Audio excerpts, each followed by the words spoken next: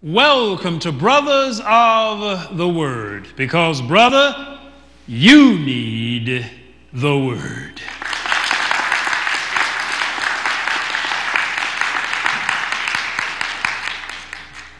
Leonard is dead. Leonard is dead. These were the words that my mother spoke to me not too long ago. And Leonard is a relative. He is the brother of a member who attends here, Valeria, and the brother-in-law of Walter. And my mother spoke to this to me: Leonard is dead. And as we were there at the funeral on last week, we were sitting on the front row on the side of the pulpit. And I had a program in my hand, and family was there, and this was before the start of the funeral. And as I looked at the program, I saw the name on the program, as a program will give you in the highlights of life, the proper name of the person and all of the details. And as I looked there in big letters, it said Edgar Linton Redding. And then it had in parentheses also called Weasel.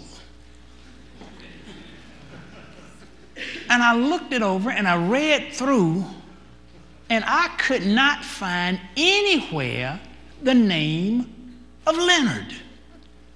And my brother James was sitting to the right, and he was the youngest, and I asked James, I said, James, his name is Linton, L-E-N-T-O-N. I don't see Leonard anywhere. I said, did you know that his name was Linton? And James says, no, I always knew him as Leonard. Now this, Leonard grew up in my mother's hometown, and I went there every summer, so I've known him literally for as long as I could remember. But James, being the youngest of the brothers, perhaps did not have a memory that went back as far. So I turned to my left and I asked my mother, I said, Mother, I'm looking here at the program and I don't see Leonard anywhere on it. His name was Edgar Linton. I said, did you know that? And my mother, who went back further than I did, looked at me and simply said, I thought his name was Leonard. So I figured I needed to go back even further. So my mother's sister, who was older than she was sitting on her left. And I looked over to her and I asked, I said, Maxine, the name here in the program, it's Edgar Linton. Did you know that that was not his name of Leonard? And Maxine said, I always thought his name was Leonard. And her husband was sitting to the left of her, and he had grown up in that town. And he put his 2 cents worth in as he looked over and he said, I thought his name was Leonard. And my cousin Eric Johnson was sitting behind me, and he said, I always called him Weasel. And his mother Harriet was sitting to his left, and she said, I knew his name was Linton. And as I had gone through all of that, I heard God speak a word, and he simply said, what people call others and themselves is often not what I call them. And you can go through all of life being called a name that is not really your official and highest name. And he was called Leonard all of those years for all of his life, and that's all that I knew, and that's all that looked like everyone I knew, and that was not even his name. And God says oftentimes what we call others and what we call ourselves is not what God calls you. And I want to talk to you today from this first part of simply, what name does God call you?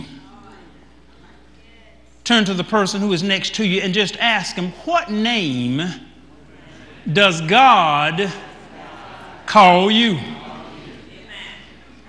Do you realize that God has a name for every one of us? He knows everything about us. Now you know that if he has the hairs on your head numbered, you know that he knows your real name. Say your real name. See, there are some of us who we go by what's called aliases. It is a name that people know us by and call us by, but it is not our real name. Some of you who, for example, you're on chat sites or you're on dating sites and you don't put your real name in there.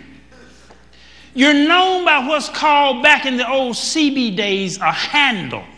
And some of you in the electronic world, you've got a handle, but it's not your real name. See, some of you got a name, you know, Brown Sugar 82, but that's not your real name.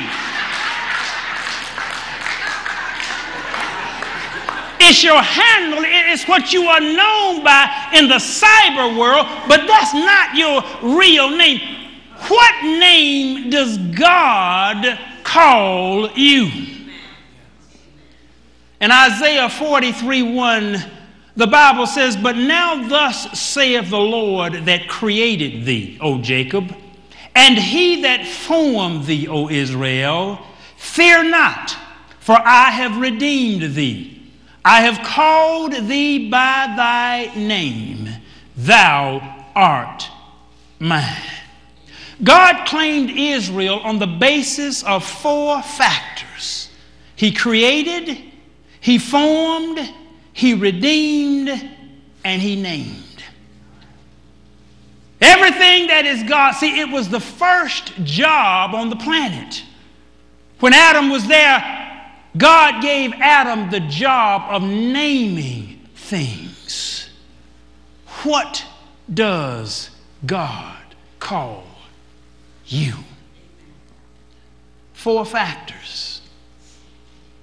The prophet Jeremiah had 4 factors. In Jeremiah, beginning in that 1st chapter, 4th verse, "Then the word of the Lord came unto me, saying, Before I formed thee in the belly, I knew thee." Now, do you know that's a deep statement?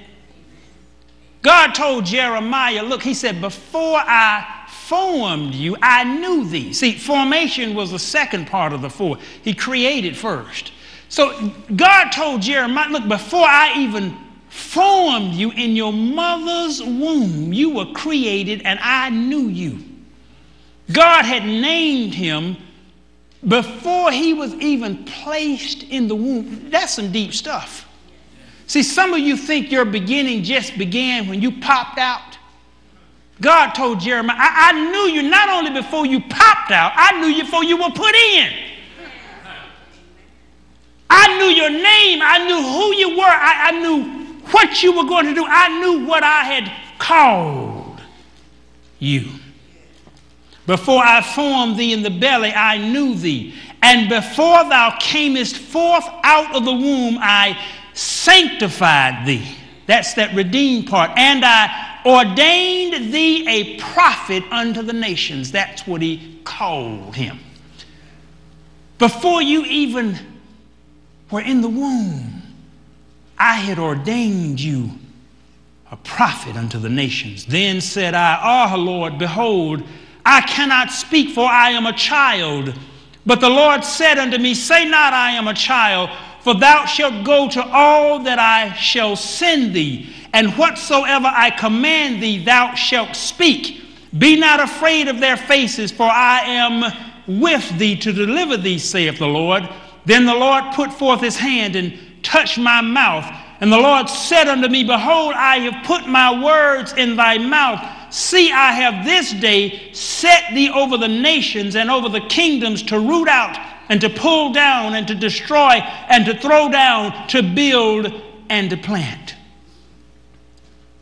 Now, I just want to use these few verses just to build this first part of what name does God call you. The Bible does not say how old Jeremiah was when God spoke these words to him. But I don't think Jeremiah was very old. The scholars, say that Jeremiah was a teenager. I believe he was even younger than that. Then said I, "O Lord, behold, I cannot speak, for I am a child." Normally in the Jewish culture, when you're 13 years old, you officially become a man on your own. So I believe Jeremiah was even younger than 13 when God spoke these words to him. And I want you to understand the dynamics of what went on here. God did not tell Jeremiah that he was not a child. What he said was, "Say not that you are a child." God did not deny the fact of the weakness, of the immaturity of Jeremiah. He didn't say, "Look, don't say that you were a child." He didn't say that he wasn't a child. He just told Jeremiah, "Don't say it. Don't say it." See, there's some things in your world and God has called you for, but yet you have some problems, some issues, some weaknesses, and some history. You're a child in some arenas. There's some legitimate, obvious reasons why you cannot do what you feel God is leading and what he has called you to do. You got some real stuff going on. This stuff, Jeremiah was a child. It was different if he would have been like Moses. Moses, when God called Moses and he smote the Egyptian, Moses was 40. It would have been different. And here Jeremiah said, "Lord, I cannot speak, for I am a child." But if you notice, Moses said the same thing.